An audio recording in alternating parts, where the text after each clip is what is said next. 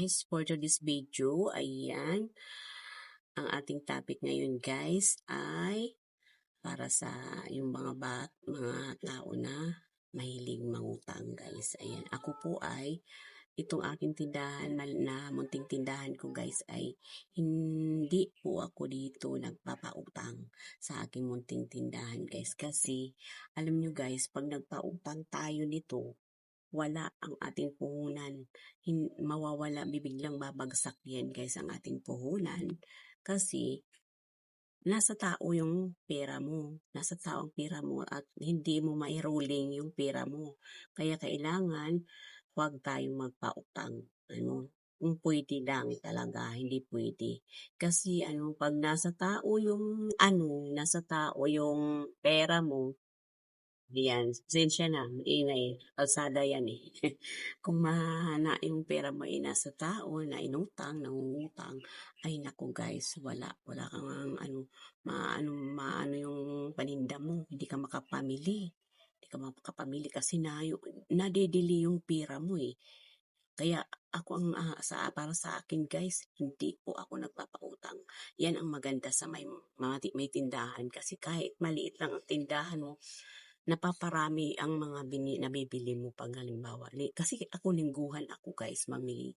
Kaya yung aking itong tindahan na maliit, na munting tindahan ko guys, hindi ko talaga pinapautang. Ayan.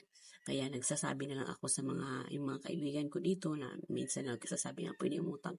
Ay, pasensya na po, hindi po ako nagpapautang kasi maliit lang naman. Nakikita nyo naman, maliit lang yung aking tindahan. Diba? Para mahiruling ko naman agad yung aking pera. Diba guys? Puti kung may susunod pa niyan. Kaya kailangan i-rolling natin. Kada linggo guys, ako ng grocery ng aking mga paninda guys. Lingguhan ako mag-grocery. Kaya iniipon ko sa isang linggo yung binta ko. Pagkalinggo, yun ako nag-grocery na po ako paglinggo. Kaya mas maganda yung ganyan. Kasi pag nakakabinta naman ako sa ganit, kahit maliit lang itong tindahan ko, minsan nakakabinta ako lang. Minsan, kasi maliit lang naman itong aking tindahan, hindi pa naman kalakihan. Minsan 1,000 plus, kaya minsan hindi umaabot ng 1K, kaya minsan mahina ang binta. Minsan naman malakas naman ang binta guys. Kaya minsan, pag kasi dito kulang tao pa guys dito sa amin. At saka may mga kakumpetensya din akong ditong tindahan, malalapit. 3 kami dito guys. Kaya ang mga tao dito sa pamimili, hiwa-hiwalay.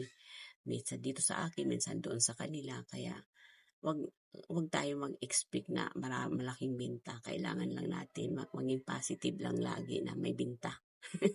Isipin na lang natin na may binta lagi. Yan ang iniisip ko lagi na. Tsaka maaga pa ako, nagbubukas na ako maaga pa. Sa gabi guys, nagsasara ako, minsan 11 na guys, nagsasara ako.